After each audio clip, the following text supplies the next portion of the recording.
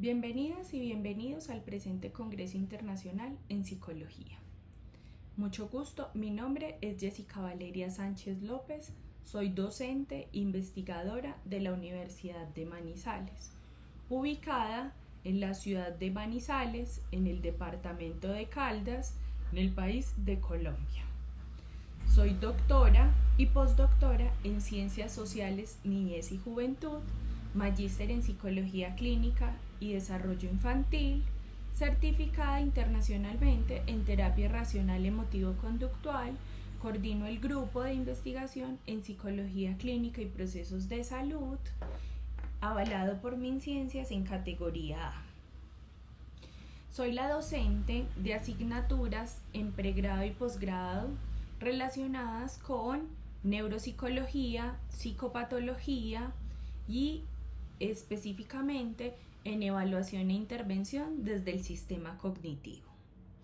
Precisamente esta investigación surge por mi motivación como psicóloga clínica infanto-juvenil, quien ha observado diferentes dificultades en los adolescentes en el contexto educativo por no manejar sus conductas violentas y su ira.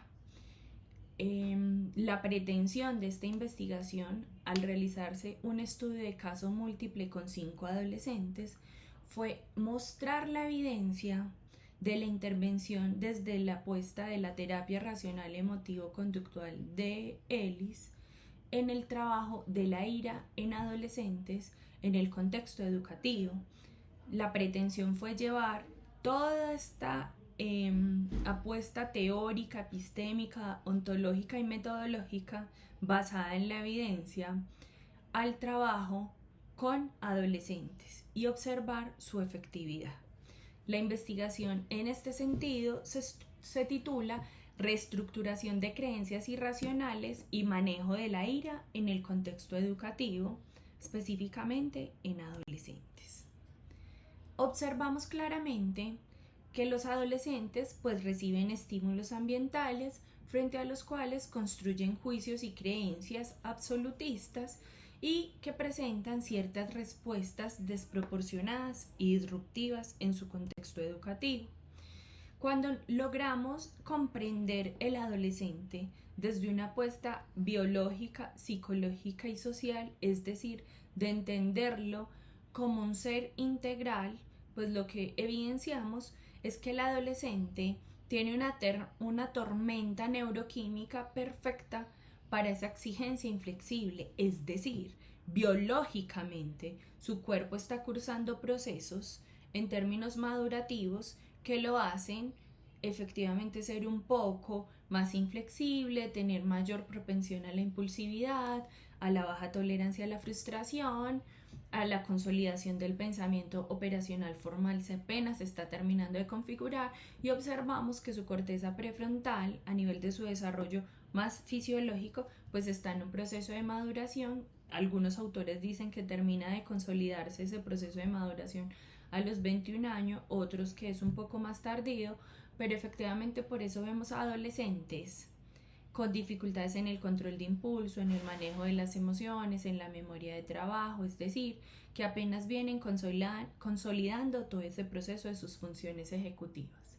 Y también observamos un microsistema, digamos, escolar, donde encontramos en los adolescentes que para los adolescentes el sistema educativo en ocasiones se torna como un entorno de alta demanda social y académica, que hay una presión constante por ser autoaceptado, es decir, tengo que ser aprobado por mi grupo de pares, tengo que ser aprobado por X niña, niño, etc.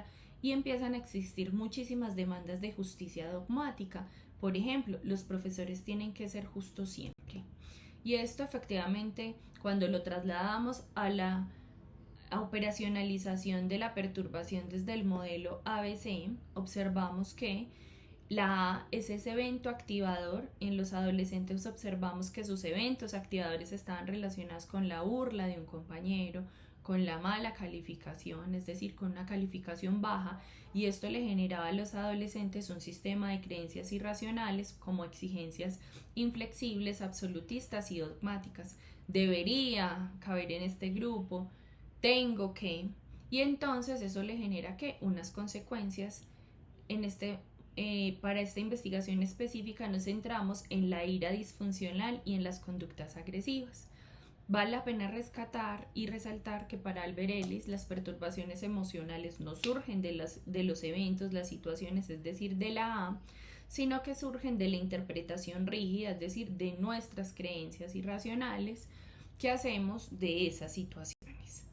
Entonces, aquí conceptualizamos un poco nuestro marco teórico, y entonces desde Raymond observamos que existe la ira como una emoción insana, y lo que pretendemos es pasar de esa ira a un enojo sano. Entonces, esto que nos permite que pasemos a que los adolescentes tengan creencias racionales basadas en preferencias flexibles, que protejamos a los adolescentes frente a la transgresión, que los movilicemos a la defensa de derechos mediante la asertividad y la resolución, y que transitemos de esas creencias irracionales a más racionales, porque en la medida en que pasemos a creencias más racionales, pues nuestras conductas y emociones pues serán diferentes y serán más funcionales.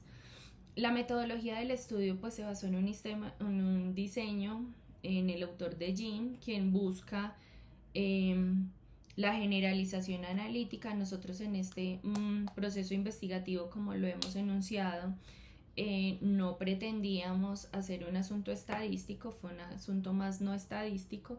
Por eso hicimos un estudio de caso, porque nos interesaba hacer en profundidad todo un proceso de evaluación, intervención y seguimiento.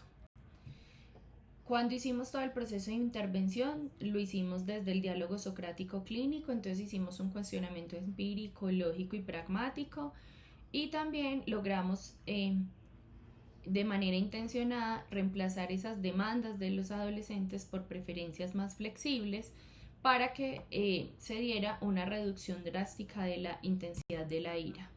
Entonces, el adolescente al inicio del proceso investigativo decía: el profesor debe ser siempre justo, y después de todo este proceso de intervención, pues logramos que transitara a decir: deseo ser tratado con justicia, pero si no ocurre puedo tolerarlo sin reaccionar violentamente. Observamos en nuestro proceso de intervención, al hacer seguimiento, un 80% de reducción en las manifestaciones de ira. Lo que intentamos fue que hubiese una sustitución de la ira por molestia e incomodidad, fortalecimiento de relaciones interpersonales, optimización de la concentración y el desempeño académico. Aquí, a modo de conclusión, pues llegamos a observar que en ocasiones se utiliza la catarsis impulsiva sin reestructuración, es decir, permitir el desahogo en pasillos o recreos sin intervención cognitiva, y esto es lesivo para el clima escolar porque perpetúa la rigidez cognitiva de los adolescentes. Lo que observamos es que es muy potente trabajar en la aceptación incondicional de la realidad, asimilación del principio de tolerar la frustración frente a un entorno que no se adapta a los deseos del adolescente, y esto lo que hace es generar una resolución más pacífica de sus conflictos. Y la perturbación como tal, lo que observamos en nuestro proceso de investigación, coherente con la teoría, es que la perturbación no deriva de las demandas normativas del centro educativo, sino de la rigidez cognitiva de los adolescentes al enjuiciarlas.